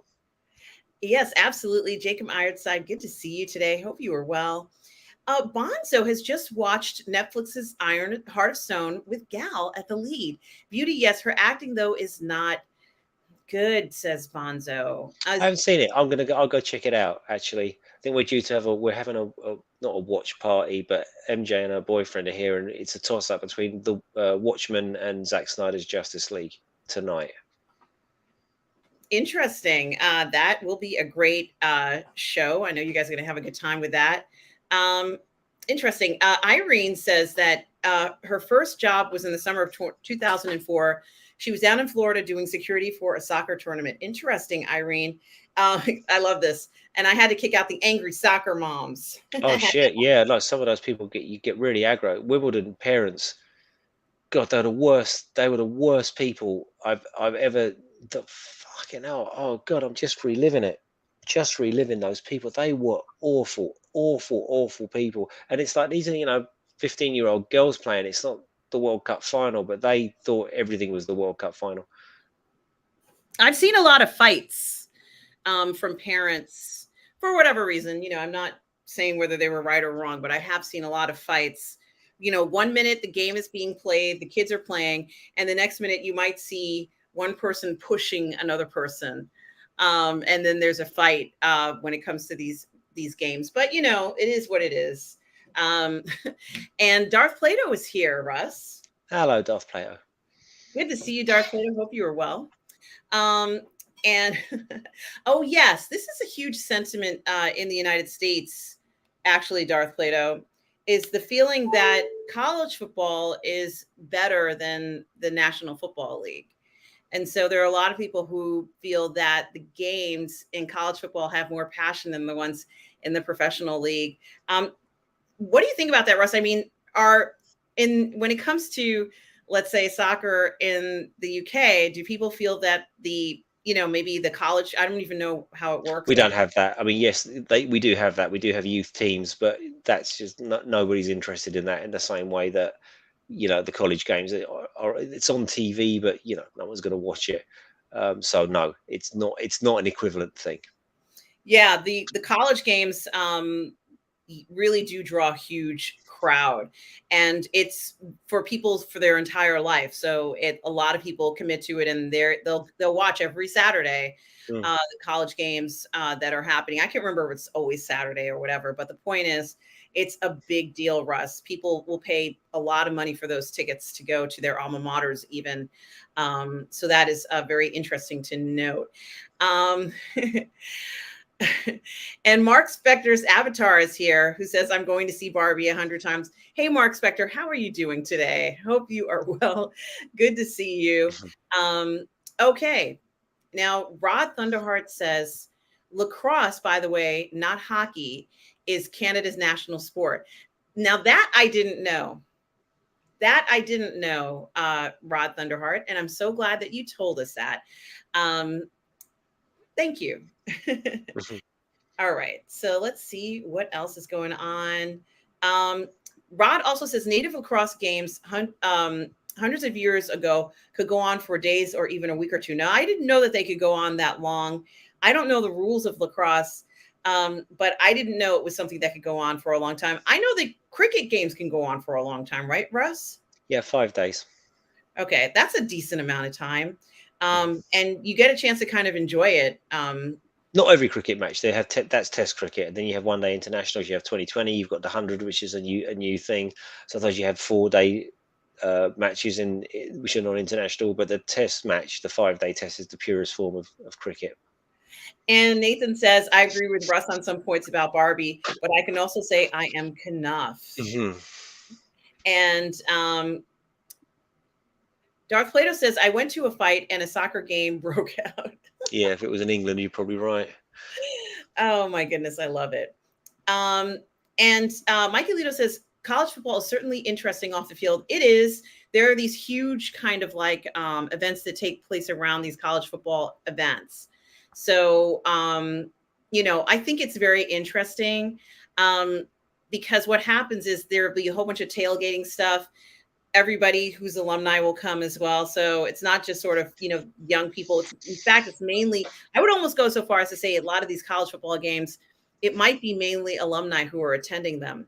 So maybe it's a huge franchise thing. I know some people who, are into that. I know Keely Chow is into it with Roll Tide. It's Alabama, isn't it? Yeah. And, it is, yeah. Darth Plato says huge crowds in the South and Midwest. Absolutely. Darth Plato, huge. If you can get a ticket, those tickets sometimes if you're an alumni and you have certain status, you can get access to the tickets before. There's a lot going on with it, but people really want to attend those games. Some people attend all the games like for their whole life, Russ. So there's always this interest in the games, which I think is actually very good. Irene is talking about hot, nice soccer moms. There's a balance. Oh, Blue Sunrise. No, it's all good vibes. We see different opinions here of Blue Sunrise, and we welcome them all. We welcome them all. So just keep that in mind. And Blue Sunrise, let us know what's on your mind too. You can tell us what you've been thinking or what you've been up to.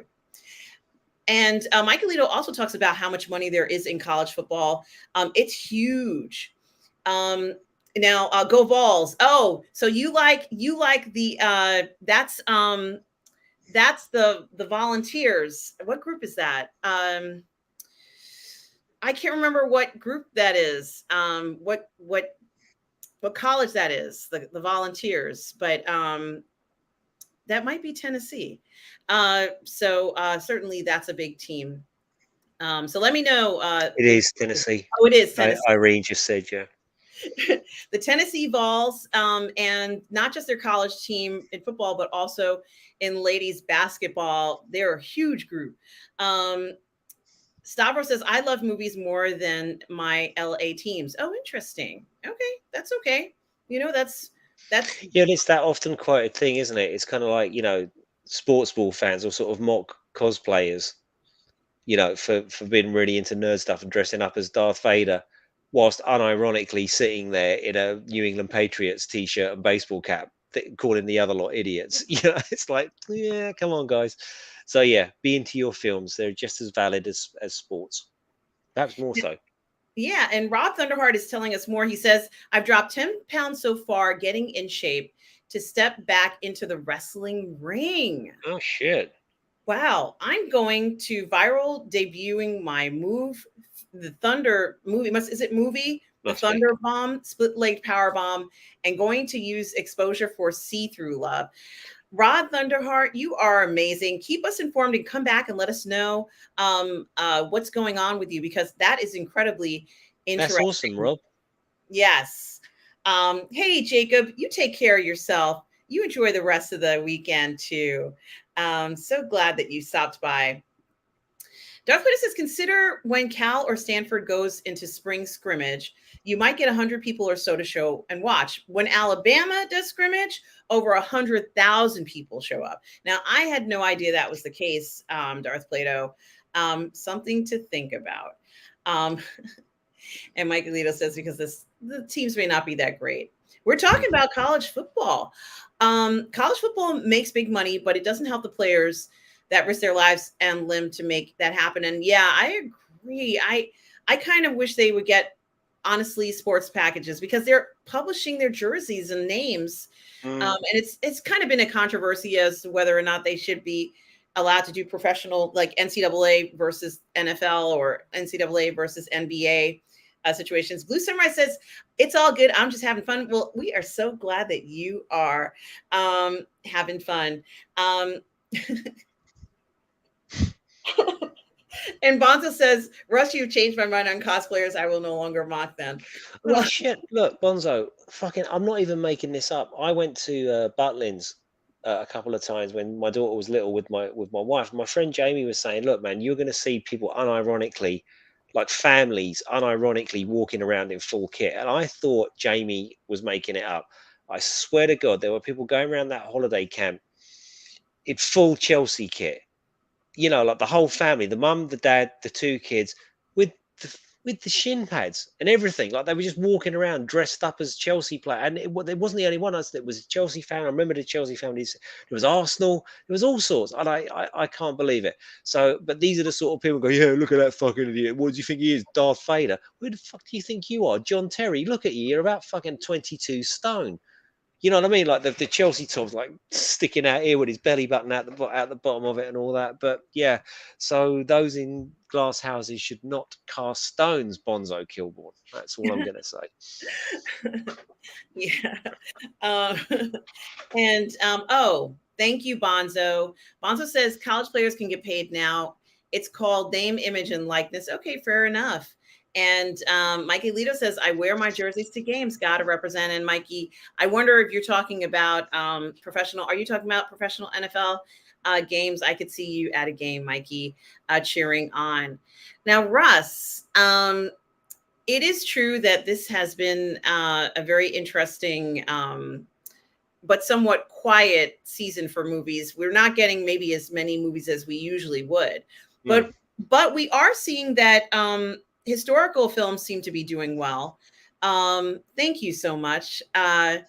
Yes, thank you so much for that, Mikey Lito, for letting us know your teams and which ones you follow. Um, and I'm kind of curious when it comes to the studios going in on films, and we had this, everything is kind of stopped, but even with the variety of films that are in the theater now, you know, with the three films, Oppenheimer, Barbie, and The Sound of Freedom all doing well, do you think we're going to continue to see films that are going to be maybe a little bit more outside of the box, or do you think they're going to focus towards these historical films? Because Oppenheimer, in a sense, which is about a very controversial individual, really has made its mark. It's 3 hours long. The film has sold out before it even premiered in a lot of places, like completely selling out in entire movie houses. It's still being shown in 70 millimeter IMAX. Do you think that that's going to be something more studios are going to want to do with historical films? I mean, I know we have Napoleon coming up, but even you said you felt that in Napoleon, they should have put in the extra work to make him look the age he's supposed to look. I don't Yeah, I think. mean, I've only seen the clip, so they must have done something. They must have. I mean, you just, it's going to be ridiculous. Like looking at Napoleon, like breaking up the uh, the riot in Paris when he brought the 16 pounders in or whatever it was and just smashed the riot to pieces with cannons. And I think he was like 19 or something like that. You can't have Joaquin Phoenix looking like he does. I mean, as great as he looks, yeah, he's clearly a man in his, late 40s, early 50s, right? He's not a 19-year-old up and coming gunnery lieutenant in the French Revolutionary Army. He's just not that. So I hope they fix that. Do I think? Well, it's if we knew that, we'd be billionaire screenwriters, wouldn't we? Because it's like, yeah, as Robert sort of says, like Hollywood is kind of like just constantly ripping itself off. But the people that make the most money are the ones that do come up with the original idea. So what's my point? You know, if you're an executive in Hollywood, the current day Hollywood, you're looking around and even you can see that the superhero things are starting to bottom out, and now you're looking around for the next big thing. So if Napoleon does well, then we may well get a whole raft of 19th century, uh, you know, Lord Nelson and Wellington, and we might start getting all that stuff.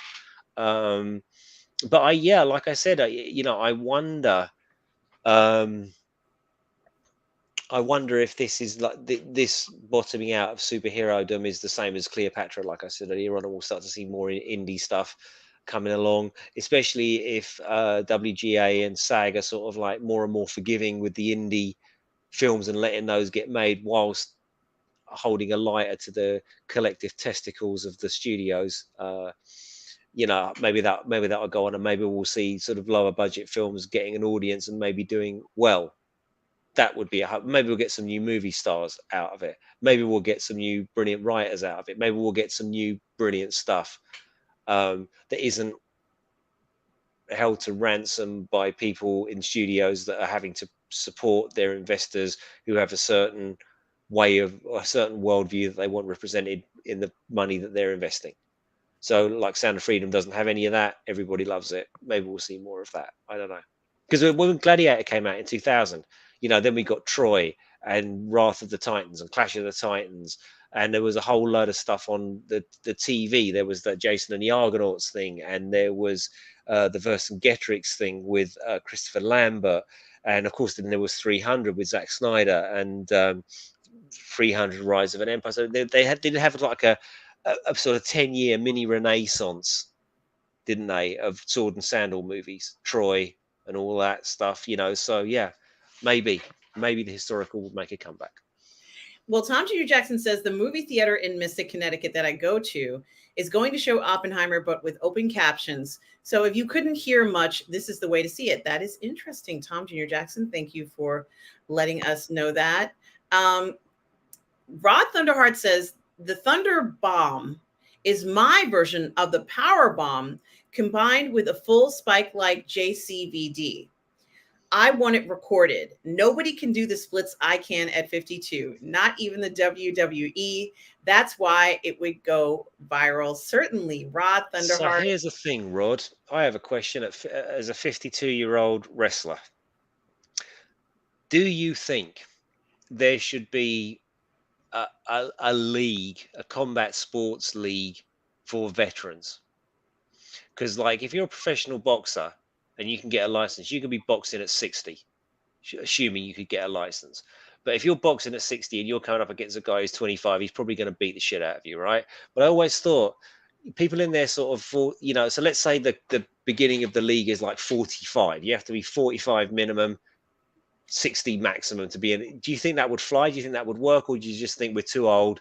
We've got too many injuries and it just wouldn't fly? As a professional or semi-professional athlete, I'll be interested to hear your point of view on veterans. I guess we'd call them. Would that work in America if we called it like a veterans league, or would everyone think that was for veterans of the military? Because we would call a veteran here someone that's old and experienced. But I don't know. Anyway, Just age categories.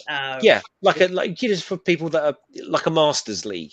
Like they have that in tennis, don't they? Like they have exhibition matches between, or you certainly used to, between Bjorn Borg and McEnroe when they were in their 40s. And I wonder if that would work for boxing or wrestling. But I don't know. Like Rod's a fighter, so he'd know better than me. Yeah, it's something to think about. Let us know. Let us know what's going on. Darth Plato says, I heard a rumor that Denzel is playing Septimus Severus in Gladiator 2. Oh God, is it set then? Fucking hell, that's a long way down a track. When was that? That was a lot. He banned female gladiators as well. Did Septimus Severus, but I can't remember what year he was in. How long after Commodus was it? I keep thinking it's a long time, but now I'm second guessing myself. I can't remember. Maybe Darth Plato knows. He will know. Well, he can look it up, can't he? Because it'll be right there. Rod says, I promise to keep all my YouTuber pals up on this, but likely you'll hear about it. We're excited, Rod. We can't wait, Rod. Like, good luck to you. And Bonzo says, I would say, get an actor who looks like Joaquin. Seems a lot cheaper than de-aging, which is creepy anyway. Yeah, but the film's locked, isn't it, Bonzo? That's the point. So I saw these clips, from the trailers, and I thought, no, they can't be serious. And Nathan makes a point. This is, as we were talking earlier, that Guardians made over 800 million. That's a lot. Superheroes are not bombing out. They also made 800 million. And not only did they make 800 million, they had a Christmas special that was also very popular. On top of that, 6 months earlier, it is amazing that they had such a great Christmas special. And then the follow-up to it was successful. I'm happy for it. Irene says, yeah, okay. So, but now that's not normally the case, is it? It's just not the case anymore, and even that isn't $1 billion.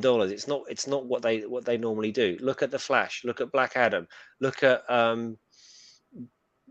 these films. Yes, of course they're making some money, but culturally, artistically, it's bottoming out. Like, nobody cares. Like, as we've seen throughout the chat here, most people thought the MCU was finished. They have no idea. They're not bothering to go and see these films anymore. So who is going to see them? Probably parents and their kids. I would hazard that supporting all this. And I think people are over it. I'm over it. You're over it. Most of the chat's over it. Well, Darth Plato says he was after Commodus. He was after Commodus. Okay, cheers, nice one.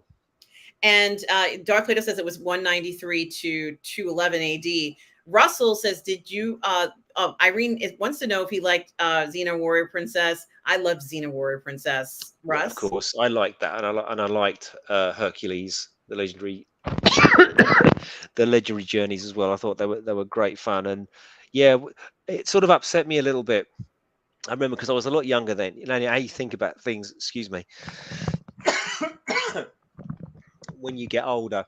And I always remember that I didn't like that those shows were played for laughs and were kind of stupid and self-aware.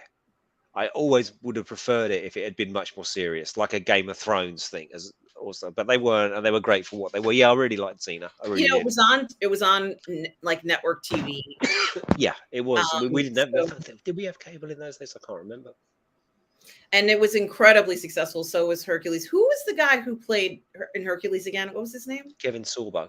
Yes, that's right. Kevin Sorbo. And oh, and Blue Samurai says it's true that Guardians of the Galaxy made good money, but Flash was also a good movie and bombed. Yeah, I thought Flash would have made more money, but it didn't. And yeah, I thought Flash was going to make more. Darth Plato says I watched Xena and Hercules. Yes, yes, it was so good. I Yeah, preferred Xena to Hercules, I have to say. and Nathan talks about yeah, it did suffer because of Ezra Miller's personal problems. But did it again? How much does the GA know about all of that or care about all of that? Although my daughter did say a lot of her mates didn't go and see it because of that. So maybe the younger people who are more social media aware than perhaps we are were aware of it. Yeah. Bonzo says we use veteran for athletes, old timers league for boxing. Plenty of older people who still want to stay in the game. It could do well. Yeah, I think so. I mean, who wouldn't want to see I don't know, Carl Froch fight Andre Ward again? Like now that they're older and like not, like it wouldn't. I'm not saying an exhibition, or perhaps a sort of semi exhibition, but not one where you don't have a winner and there can't be a knockdown and all that sort of thing. Because Jake Paul keeps trying to call out Carl Froch, and Carl Froch just keeps saying, "Look, just please don't, because I'm gonna kill it. I'll knock you out. I'm a professional boxer, world champion, multiple world champion, and you are just a bloke off of YouTube. Yeah, appreciate you've worked really hard as a boxer. Appreciate that you've got a license." But you've got no business getting in the ring with a 40-year-old Carl Froch. He will destroy Jake Paul.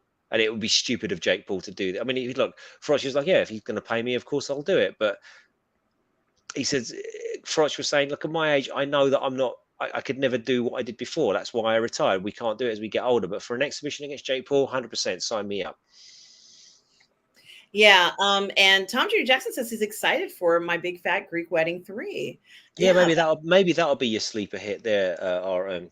I would not be surprised by that. I think a lot of people can go and see a film like that, and that's something else to consider as well. It's a whole family event, where you can kind of enjoy it and just kind of enjoy the sights of Greece, the beautiful island, and things like that. People enjoy seeing pretty views in films as well. Mike Alito says, it may or may not be over for the MCU, depending on Captain America: Brave New World. Yeah. Well, he's not it. He said he might be over it because if that. Well, so what are you saying, Mikey? If that one sucks, you're out. You've checked out. I think I have checked out. The last one I watched was Guardians of the Galaxy, and I fell asleep in it. And I know, look, if they come out, I have to watch them for this, but I don't care. I don't care. And Rod goes on to concur 800 million for Guardians. Script Doctor says it's not superhero fatigue, but bad story fatigue. I do agree superheroes are bottoming out and Disney wasted the genre. Sorry, RM, you go ahead. No, I think they made some bad decisions and they didn't capitalize on what could have been, the $1 billion payout. I think it's what I mentioned this earlier, Rod, before you joined us. Bad story fatigue. It's not even bad stories. It's risk averse storytelling. They can't afford to do anything sexy or dangerous or something that throws a curve or something that changes the genre. Look, everybody knows I love Man of Steel, right? Zack Snyder, I love it. That was different. Put it out today. If that film was made today, it would be huge. It'd be the biggest film ever because it's so different to what we had back then. People didn't want it back then. I get that. So there's this aversion to doing anything that might make the film unsuccessful. So every film is the same and therefore is creatively bankrupt. As I said to our sorry for repeating myself, rest of chat, guy gets powers, guy loses powers, the guy has CGI battle in third act. That is every film. Black Adam, whatever it is. They're all the fucking same these days, and that's where it's running into problem, which is why people are tired of it, I think. But kids don't care. You know, you can take the kid off to kill 3 hours of a summer holiday. You know, you'll be thanking them for a 3.5 hour Blue Beetle epic or whatever it's going to be. Yeah, I agree on that. Why does this keep happening to me? I keep trying to bring up this last thing I guess we're talking about, which I don't think you're going to appreciate, Russ, but Irene and I will. Guys, certainly, uh, Irene brings up something that I think is also going to do very well. And it's this Golden Bachelor series that's coming up. He's 71 years old. Mhm. And it does seem interesting. It is a reality show, but I have to bring it up because this guy looks amazing. His name is Jerry Turner, and it's The Bachelor, but it's for a mature man. He's mature. He's not in his 20s. He's looking for love. He's a good-looking older guy, and it is considered the Golden Bachelor. I think we're going to see a lot more like this going forward. Hold on a second. Let me stop you there. Like a good-looking older guy that's looking for that. It sounds like me. Sounds exactly like myself. There you go. This guy's old enough to be your dad, so I This don't is know. true, and I'm not good looking. I am looking for love, Oh my but gosh, that's not true. You are good looking, oh, Russ. thanks, Rita. So are you.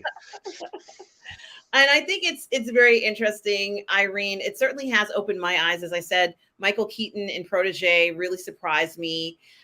He looked good in Shazam, you know, and I think that it is maybe letting us see a lot that these mature men have to offer.